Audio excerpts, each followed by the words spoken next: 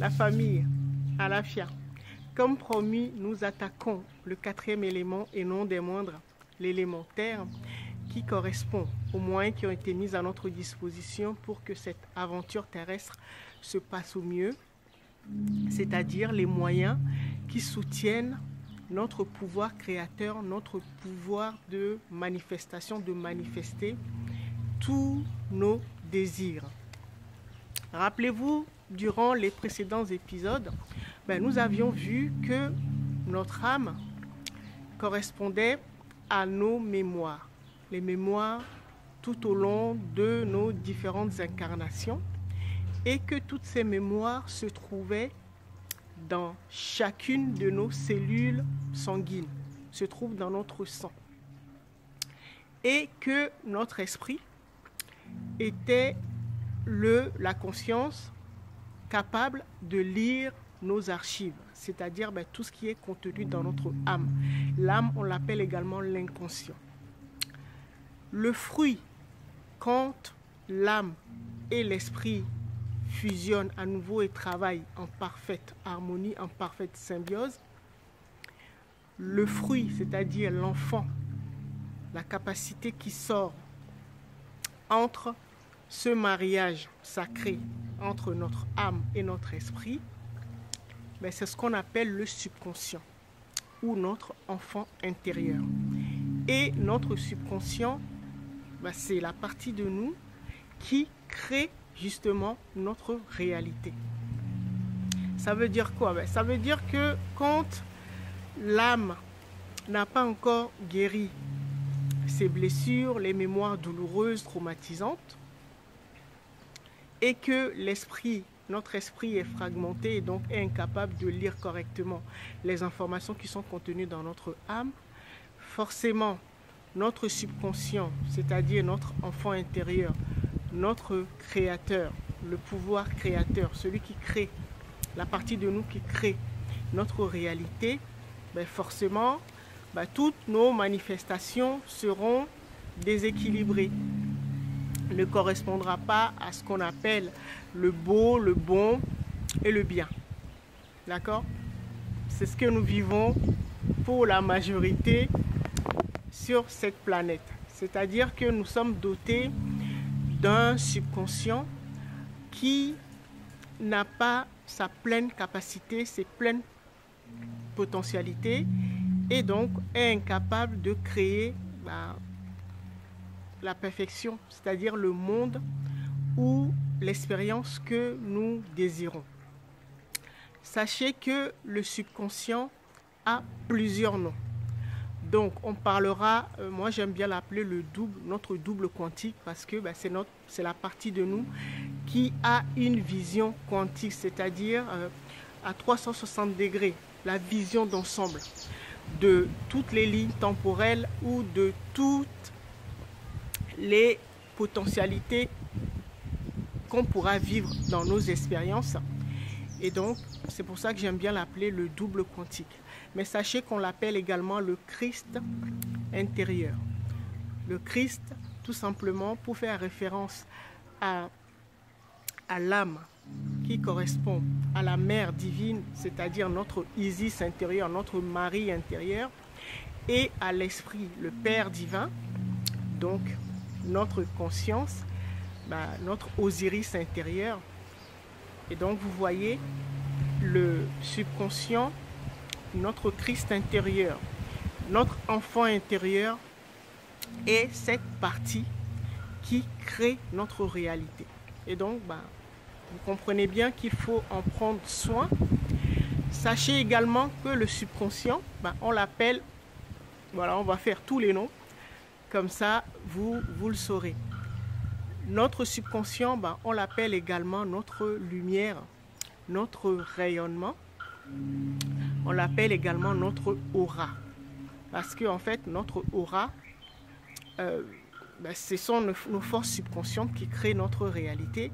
Et donc, en fonction de notre rayonnement, de cette lumière, de sa capacité, de sa puissance, de sa connaissance, c'est-à-dire les parties qu'on aura réussi à conscientiser, c'est en fonction de cela que notre aura, donc notre subconscient, notre double quantique, notre enfant intérieur, le magicien qui gît en nous, sera capable de créer le monde ou l'expérience que l'on désire. Aura correspond à l'eau de Ra. L'eau veut dire vibration. Et Ra, c'est notre ancêtre premier. C'est-à-dire qu'on appelle Atum Ra, c'est le premier à avoir pris conscience de lui-même dans l'océan primordial et qui est venu lui-même à l'existence. Donc on peut dire que c'est la première divinité. Et Atum veut dire le caché et Atum, c'est ce nom qui a donné le mot atome. Donc si vous voulez percer les mystères de ce principe, cette divinité première, étudiez les atomes. D'accord? Alors, notre âme, vous comprenez bien, notre âme est la divinité, la partie de nous qui correspond à vraiment ce que nous sommes véritablement, à ce qu'on appelle la divinité. Et donc, qui dit divinité, qui dit conscience, dit intelligence. Et donc, c'est notre âme, en fait, qui est l'initiatrice de chacune de nos incarnations. En fait, notre âme vient en incarnation, donc nous envoie, nous, le corps. Le corps correspond également à ce qu'on appelle le subconscient. Donc, crée une incarnation, mais pour pouvoir s'occuper d'une partie de ses mémoires. Donc, les guérir, les équilibrer, remettre tout en place. D'accord? C'est à ça que correspond en fait notre incarnation. Nous venons en fait pour tout équilibrer. Et c'est notre âme qui en est l'instigatrice. Et donc, c'est elle en fait qui donne les informations, donc la mère divine, l'âme, qui donne les bonnes informations à notre enfant divin, notre enfant intérieur, notre subconscient, notre double quantique. C'est elle qui lui donne les informations importantes ou nécessaires à cette incarnation. Donc vous voyez, le but du jeu en fait, c'est de pouvoir prendre conscience de tous ces moyens qu'elle a mis dans notre boîte noire, donc dans notre subconscient, parce que c'est notre subconscient, vous avez compris, qui crée notre réalité. Et donc l'âme va mettre plusieurs moyens à notre disposition.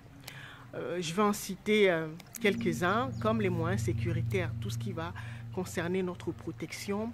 L'âme va mettre à notre disposition des moyens financiers, donc tout ce qui correspond à l'argent, pour que nous puissions avoir l'argent nécessaire pour mener notre politique, notre stratégie. Va mettre en place des moyens énergétiques, donc avoir les bonnes énergies pour pouvoir avancer, faire notre expérience. Là, on va mettre également des moyens vibratoires, donc la bonne vibration, les moyens émotionnels, les bonnes émotions, donc va privilégier les émotions positives, va mettre en place des moyens humains, c'est-à-dire toute notre famille d'âmes, c'est-à-dire nos frères et sœurs d'âmes qu'on appelle les âmes sœurs, la flamme jumelle, c'est-à-dire notre jumeau, et la flamme sacrée, c'est-à-dire notre partenaire sentimental qui a été choisi par notre âme. Donc, tout au long de ces épisodes, nous verrons tous ces moyens. Nous avons l'âme, mais des moyens intellectuels également à notre disposition, des moyens psychiques, des moyens sensoriels. Vous voyez, c'est une liste vraiment non exhaustive de tous les moyens dont nous disposions pour notre expérience, mais souvent nous n'en avons pas conscience. Et on verra avec les 3 signes qui correspondent à l'élémentaire, donc qui commence par le taureau. Ensuite, le taureau, c'est le bâtisseur en nous. Ensuite, le financier, c'est la Vierge. Et pour terminer par le fondé de pouvoir, c'est-à-dire le Capricorne, vraiment la partie de nous qui maîtrise cette expérience.